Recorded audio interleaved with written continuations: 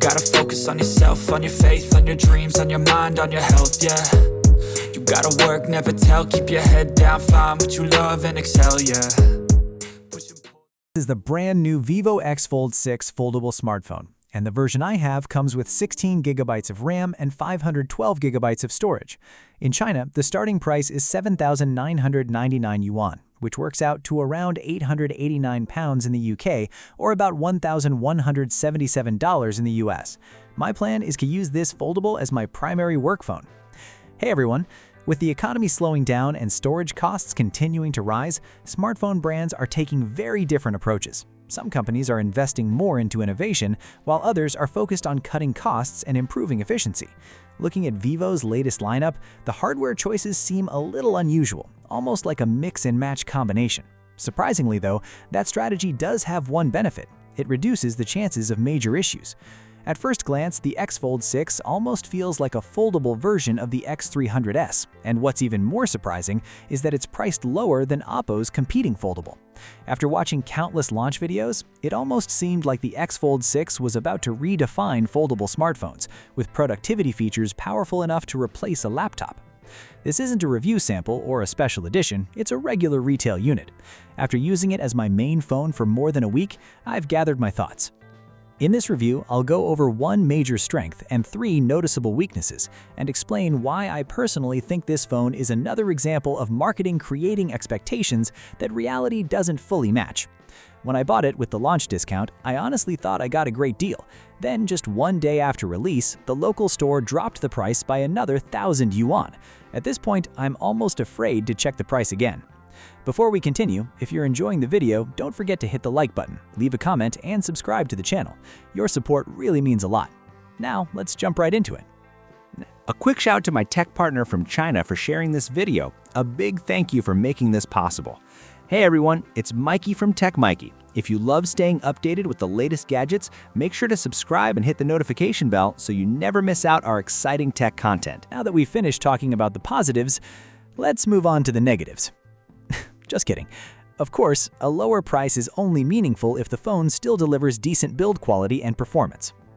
Over the past few years, aside from Huawei's uniquely designed wide foldable, almost every foldable phone has followed the same familiar square-shaped design.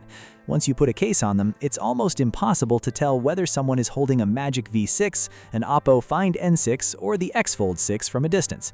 Since the overall shape doesn't really stand out anymore, manufacturers have to rely on color options to make their phones feel different.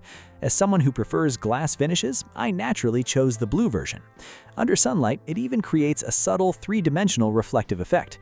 If you can overlook the familiar square design, it actually looks quite attractive. With the screen protector installed, the phone weighs close to 250 grams, so it's definitely not light by today's standards. Still, the glass back feels much more premium than the plastic-like finish found on many other foldable phones, including the other color options available for this model. When folded, the left side of the X Fold has a squared-off corner, and the right side is rounded. If you hold it with your left hand, that square edge can feel slightly uncomfortable. The phone comes with IP58 and IP59 water resistance, along with NFC and an infrared blaster, which is exactly what you'd expect. However, don't expect flawless fingerprint recognition. We'll talk more about that based on my real-world testing later. One thing Vivo definitely deserves credit for is the display hardware. Even at this lower price point, the X Fold 6 uses top-tier panels on both screens, featuring a Q11 outer display and an M14 inner display. These are among the best screens currently available. In daily use, the viewing experience is excellent. Outdoor brightness is impressive, sharpness is outstanding, and color consistency from different viewing angles is equally strong. The outer display uses a centered punch hole camera, while the inner display places its punch hole in the corner. It's still a fantastic screen overall, although this small design difference may bother users who pay attention to every little detail. One thing I did notice is that the Samsung-made inner display appears brighter and has a cooler white balance, while the outer display looks slightly dimmer and warmer. When switching between the two, especially with the phone folded, the difference is fairly obvious. There's also the touch response. This isn't limited to the X Fold 6, it's something I've noticed on several recent Vivo phones. The touch input feels just a little less responsive than expected, especially on Dimensity models. The best way I can describe it is that dragging across the screen feels slightly heavier. I'm not sure whether that's caused by the animation tuning or the touch controller itself. The plastic frame around the inner display isn't especially slim, and the hinge pins stick out slightly as well. That said, this is fairly common among current domestic foldable phones. Overall, considering its launch price, the X Fold 6 offers a fairly sensible and dependable external design. However, once you start using it, those compromises become more noticeable. The buttons don't feel particularly solid. Just look at the volume keys. They lack the premium feel you'd normally expect from a Vivo flagship. The fingerprint power button is even worse. It sticks out too much, the edges feel sharp, and it has a slight wobble. Every time I press it, I can't help but think, well, it did start at only 7,999 yuan, maybe I shouldn't expect too much. Because of that, I usually end up relying on Face Unlock instead. The speakers are another weak point. They're reasonably loud, but probably due to the phone's size limitations and cost-saving measures, the audio lacks depth and fullness. At maximum volume, especially during gaming, the audio becomes noticeably harsh. The vibration motor is also underwhelming. Typing doesn't feel particularly satisfying, and incoming calls or notifications produce more of a dull buzz than a crisp vibration. The thick rear panel also lacks the refined look I'd normally expect from a Vivo flagship. Instead of feeling elegant, the design comes across as a rather plain single-color surface with sharper edges than I'd prefer. Finally, we arrive at the foldable display itself, which is arguably the most important part of the entire device. The biggest concern isn't the screen itself, it's the hinge experience. During the first few days, opening and closing the phone felt perfectly normal, but after more than a week of daily use, although the multi-angle hinge still works properly, the folding action has become noticeably less consistent. The biggest change is the amount of force required during the final stage of opening the phone, where the hinge now feels increasingly uneven compared to when it was brand new. Compared with the N6 and V6, it's noticeably behind. I wouldn't call that a major drawback because the phone still opens fine, but it definitely lacks that satisfying premium snap when unfolding. The bigger issue is the uneven display. My own device, along with 2 demo units I checked in the store, all showed this problem to different degrees. It's subtle enough that you might not notice it immediately, and if you force the screen a little, it can line up better. But when you simply unfold it naturally, the unevenness is still there. Now I've gotten into the habit of gently bending it the opposite way every time I open it, otherwise it drives my OCD crazy. I remember seeing this issue on the X Fold Pro and Samsung's Z Fold 6, but it had mostly disappeared from newer foldables. Thanks Vivo for bringing back those memories. Then there's the crease. I never expected it to be industry-leading, and even Vivo's own marketing doesn't overhype it, but the result still feels surprisingly old school. Compared with the N6, it's obviously more visible, and even next to the V6, it stands out more than I'd like. Most recent Chinese foldable phones, including the previous X Fold Pro 5, have chosen a wider but shallower crease. The X Fold 6 takes the opposite approach, with a narrow yet much deeper crease, which only makes the uneven inner display even more noticeable. It's a shame because the screen itself is excellent, but these issues really hold it back. When the early leaks suggested it would use the Dimensity 9500 chip, I wasn't expecting incredible performance. Still, to be fair, I've spent the last 6 months using Vivo's Dimensity-powered phones like the X300 Pro and X300S without any overheating concerns. That's why the X Fold 6 genuinely surprised me. Why does it run this hot? Was I doing something wrong? Of course, if you're comparing it to older chips like the Snapdragon 888, this phone is still much cooler, but anyone who's used modern foldable phones over the past year, excluding Huawei and Samsung models, will immediately notice the constant warmth. You don't even need to play demanding games. Simple daily tasks like taking photos, recording videos, chatting on WeChat or QQ, or scrolling through Douyin will warm up the back of the phone whether you're indoors or outdoors, folded or unfolded. In a room at around 26 degrees Celsius, a 30-minute WeChat call pushed the back of the phone to about 38 degrees. I understand that better heat dissipation can make a device feel warmer, but after an hour of Genshin Impact at an average of around 55 FPS, the temperature climbed to roughly 51 degrees. That simply doesn't feel right.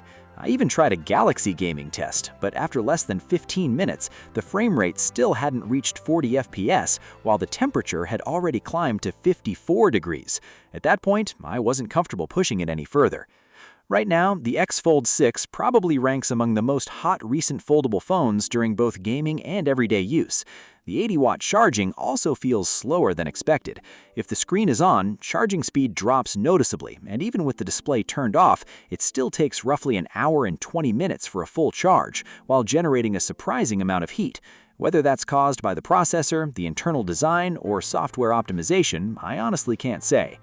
I should also point out that all of these temperature figures are based on my own measurements using a thermometer and smartwatch.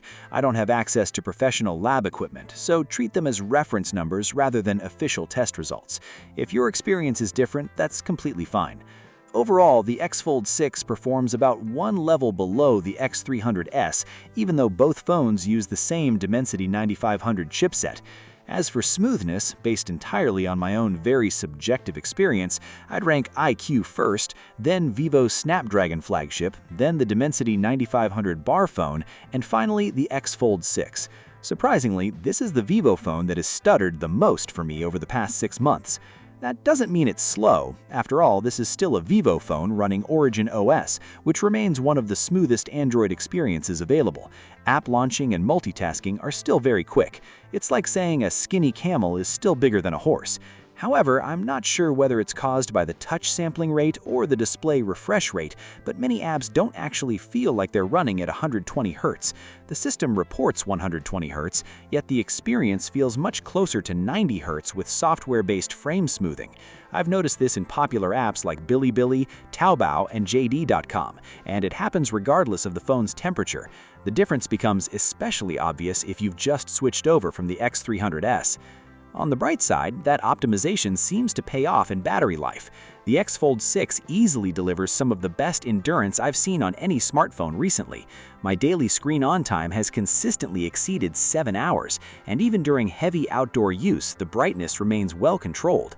Considering how bright the display stays outside, it's genuinely reassuring to rely on throughout the day. It almost feels like brightness, smoothness, and battery life have become 3 things you can't maximize at the same time.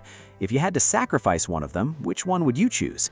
By now, you've probably watched plenty of promotional videos about this phone, and it's pretty obvious what Vivo wants everyone to focus on: productivity.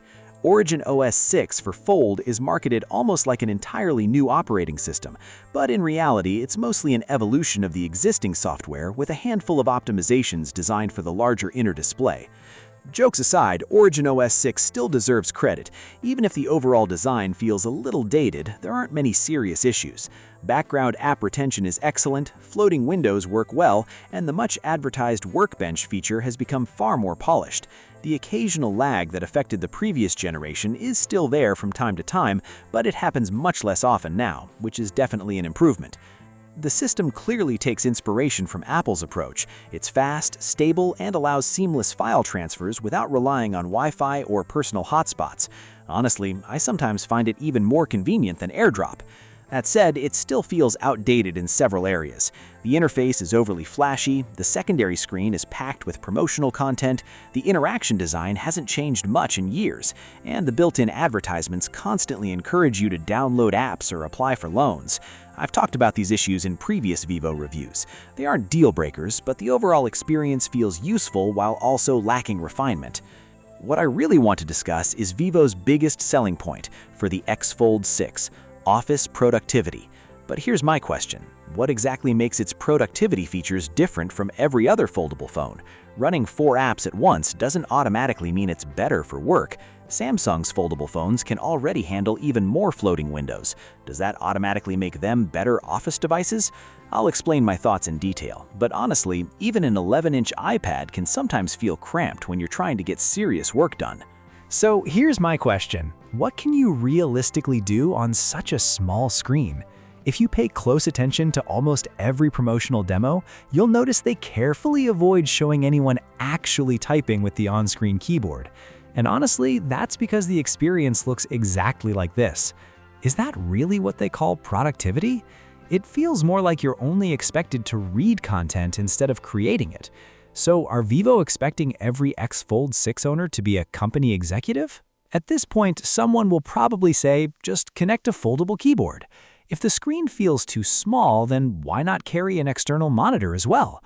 Or better yet, bring a laptop. Actually, why stop there? Buy a car too. Then you can claim the X Fold 6 helps you get to work every day. And if you really are a business executive, sooner or later you'll need to sign documents prepared by your team. Oppo may use a hard-tipped stylus on a soft folding display, which isn't exactly ideal for long-term durability, but at least it gives users the option. Even brands with average foldables have been able to advertise stylus support. Unless I'm mistaken, Vivo is currently the only major foldable phone that doesn't support a pen at all. Yes, the workbench animations look polished, and the multitasking interface is genuinely useful, but calling it a revolutionary office experience feels like a huge exaggeration. I completely agree that reading documents on a foldable display is much more comfortable than on a regular smartphone. But when it comes to actual productivity, the thing that matters most for a work device, it still falls short. Besides, why would I want to read documents while playing games at the same time? Am I trying to overload my brain? The more apps you keep running simultaneously, the hotter the phone becomes, and if you really push it, crashes can happen. Suddenly, half of your work disappears. Personally, I think foldable phones are fantastic for reading comics or watching movies. As office machines, I'd rather spend my time relaxing with a slice of watermelon. To be clear, I'm not saying foldable phones, even ones with cooling fans, are bad products. In fact, when it comes to adapting apps for the larger inner display, Vivo currently delivers one of the best experiences among foldables. My issue isn't the product itself, it's the marketing. Lately, many smartphone launch events seem disconnected from what users actually need. The marketing focuses on ideas that don't really match the product's design.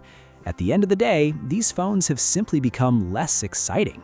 The Vivo X Fold 6 doesn't truly solve mobile office work. Instead, it creates the impression that whenever your boss or a client contacts you, you can instantly pull out your phone and start working anywhere. It's similar to believing you're automatically healthier just because you're wearing a fitness tracker. Overall, I think the Vivo X Fold 6 is a fairly ordinary foldable phone. It doesn't have an ultra-thin body, a unique screen ratio, or class-leading performance. The camera system also feels more like a familiar formula than something new. Even so, the core user experience is actually solid. If you're looking for a foldable that offers good value for the money, this is still one I could recommend. That said, before buying one, don't forget about the common compromises that almost every foldable phone still has. The front camera is only 1080p, the inner and outer displays still can't manage gravity sensors independently, some apps continue to stretch awkwardly on the larger screen, and immersion around the dock bar isn't perfect. None of these long-standing issues have been solved on the X Fold 6 either. Its battery life is good, the cameras perform well, the display is excellent, and the pricing is competitive. But once you compare it with rival foldables that have already dropped in price, or even Vivo's own previous generation, there simply isn't a huge amount that makes it stand out. That's why positioning it as an office-focused phone feels like a risky marketing decision. There's an unwritten rule in marketing psychology. People are usually more willing to spend money on products that promise emotional satisfaction than products that only offer practical benefits. Premium products often sell a dream or a lifestyle rather than just hardware. That's exactly why smartphone cameras have remained such a powerful selling point for years. Think about almost every phone commercial you've seen. They usually feature travel, creative photography, concerts, parties, and memorable experiences. On the surface, they're promoting camera quality, but what they're really selling is the lifestyle people hope to have. Now, compare that with the word office. Just hearing it makes me feel stressed. Who dreams of spending every day reviewing reports, juggling 4 work tasks at once, monitoring charts, and receiving messages from the boss late at night? No matter where you are or what you're doing, you're expected to pull out your phone and start working immediately. Mobile office sounds practical, but emotional value has always been the opposite of purely functional tools. Can anyone honestly say they're happier carrying around a device that constantly reminds them they're always on the clock? Anyway, that's everything I wanted to share in this video. If you found this review helpful, don't forget to leave a like, drop a comment, and subscribe to support the channel. Thanks so much for watching, and I'll see you in the next one. Bye!